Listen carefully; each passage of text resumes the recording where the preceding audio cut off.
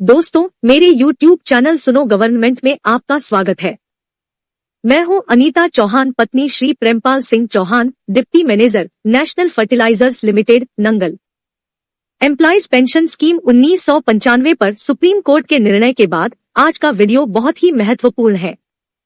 आइए EPS 1995 की pension से संबंधित प्रश्नों के उत्तर के लिए मैं मिलवाती हूं आपको मेरे हस्बैंड श्री प्रेमपाल सिंह चौहान से।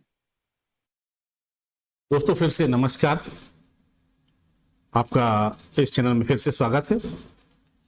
दोस्तों अभी मुझे जो एग्जाम्पल प्राप्त हुआ है, जैसे कि आप जानते ही हैं कि हम EPS की कैलकुलेशन कर रहे हैं और आपको बिल्कुल सटीक कैलकुलेशन उपलब्ध करा रहे हैं।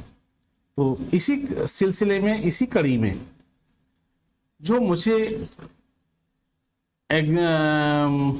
एग्जाम्पल भेजा है, अपनी इंफॉर्मेशन उन्होंने भेजी है, उसके हिसाब से ये हमने कैलकुलेशन की है और ये कैलकुलेशन देश के बहुत लोगों को, इवन मैं कहूंगा लाखों लोगों को फायदेमंद हो सकती हैं, जिन्होंने अभी पेंशन का फॉर्म नहीं भरा है उनको भी, और वो अगले 4 दिन में प्लानिंग बना रहे हैं। देखिए, एक सबसे बड़ी बात यह है कि हमारे देश के अंदर ऐसे बहुत से लोग हैं जिनकी बेसिक बहुत कम है, बहुत ही कम है। खासकर पब्लिक सेक्टर वाले लोग तो सोच भी नहीं सकते कि इतनी कम भी बेसिक किसी व्यक्ति की हो सकती है। और जबकि वो ऐसा नहीं है, बड़ी कंपनियों में काम करते हैं, जिन कंपनी में वो काम करते हैं वो कंपनी बड़ी है, लेकिन एम्प्लॉयज की सैलरी छोटी है।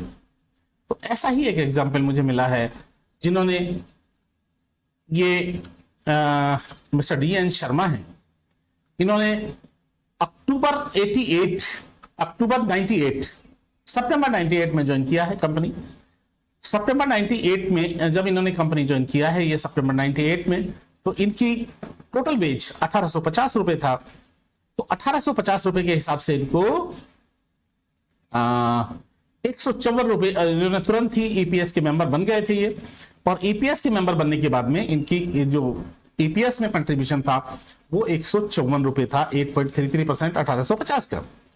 इसी तरह इनका धीरे धीरे बढ़ता चला गया और इनकी जो बेसिक है वो भी बहुत कम बढ़ी है।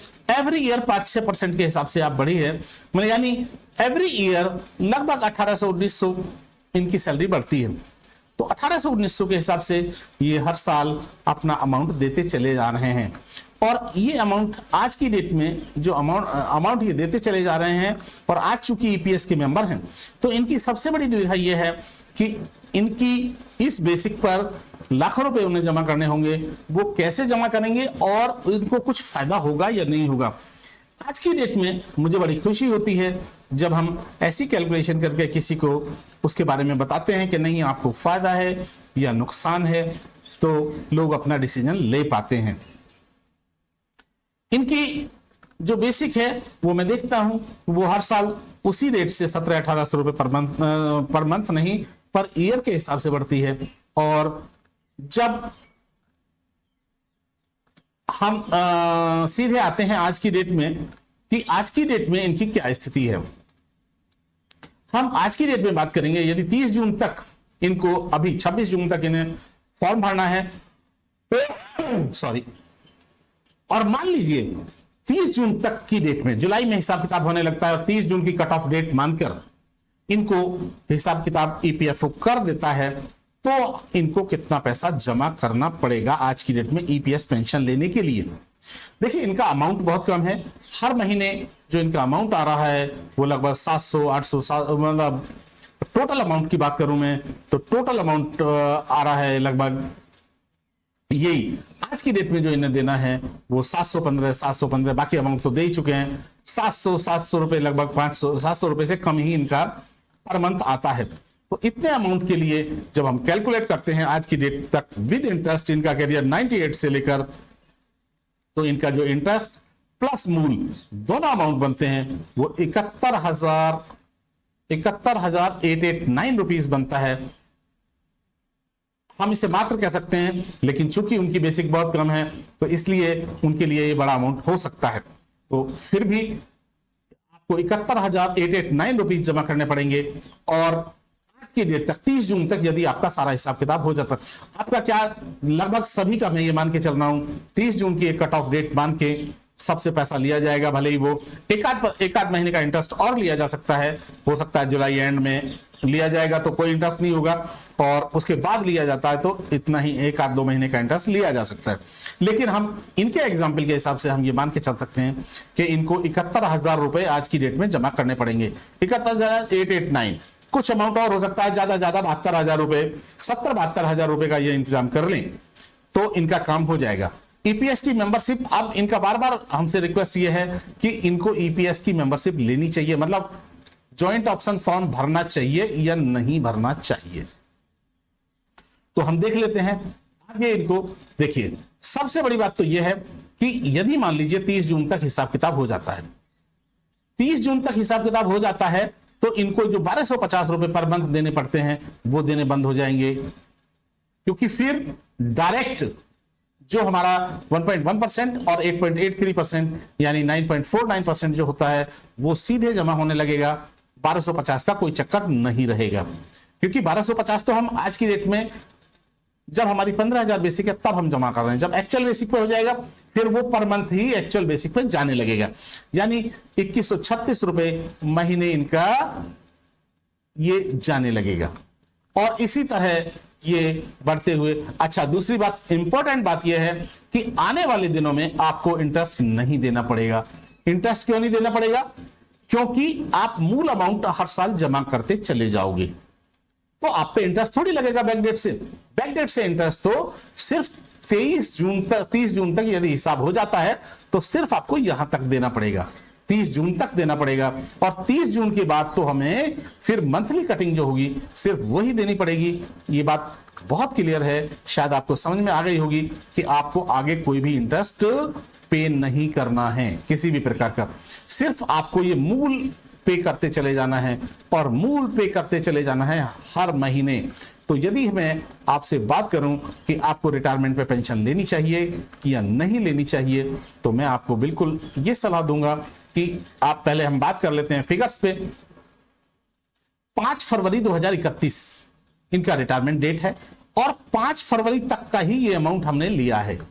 5 फरवरी तक का ही अमाउंट हमने फरवरी में, क्योंकि उससे ज्यादा नहीं हो सकता, 5 फरवरी तक की ही इनकी जितनी बेसिक मानी जाएगी, और 6,500 ये हम इसी से कैलकुलेट कर लेंगे, जो इनकी मंथली 36,934 बेसिक है, वेज है, बेसिक प्लस डीए जो भी मिलता है ये वेज है इनका, और 2031 में भी जाके इतना ही रहेगा।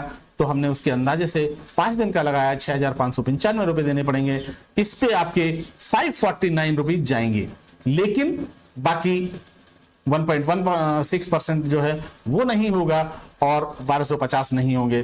तो इस तरह ये अमाउंट आपको जमा करना पड़ेगा, और आगे आने वाले दिनों में आपको, जैसे मैंने पहले ही बताया, इंटरेस्ट कोई जमा नहीं करना पड़ेगा।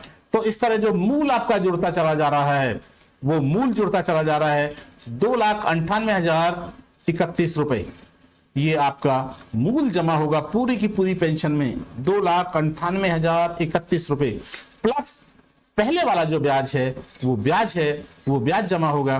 तो इस तरह 3,19,000 ये ईयरली कंट्रीब्यूशन जो है वो इसमें अलग से है। तो वो इस तरह आप ब्याज सहित आपको जो अमाउंट जमा करना पड़ेगा वो 3,19,168 रुपए। लेकिन ये जो अमाउंट आपको जमा करना पड़ेगा ये 2031 तक का टोटल है। आपको तो सिर्फ आज की डेट में जमा करने की फिक्र करनी चाहिए, बाकी तो आपकी सैलरी से 2,000 रुपए महीने, लगभग 2-2,500 रुपए महीने कटता रहेगा और आप पेंशन के हकदार बने रहेंगे। अब आपको कितनी पेंशन मिलेगी उससे ये डिसाइड कर पाएंगे आप कि आपको लेना चाहिए या नहीं। तो हम समरी देख लेते हैं कि इसकी डेट ऑफ बर्थ है आपकी 5 फरवरी 1973, आपने ऑर्गेनाइजेशन ज्वाइन किया 1 सितंबर 98 और 16 नवंबर 95 से हमारी पेंशन स्कीम लागू हुई। तो इसलिए आपने एफपीएस, चूंकि आपने 98 में ज्वाइन किया इसलिए एफपीएस में आपने कोई भी सर्विस नहीं की है, इसलिए पुरानी पेंशन का आपको कोई फायदा नहीं मिलेगा, यानी 0। और 5 फरवरी 2031 को आप रिटायर हो जाएंगे, भले ही आप 28 फरवरी को हो, लेकिन अमाउंट आपसे 5 फरवरी 2031 तक का लिया जाएगा।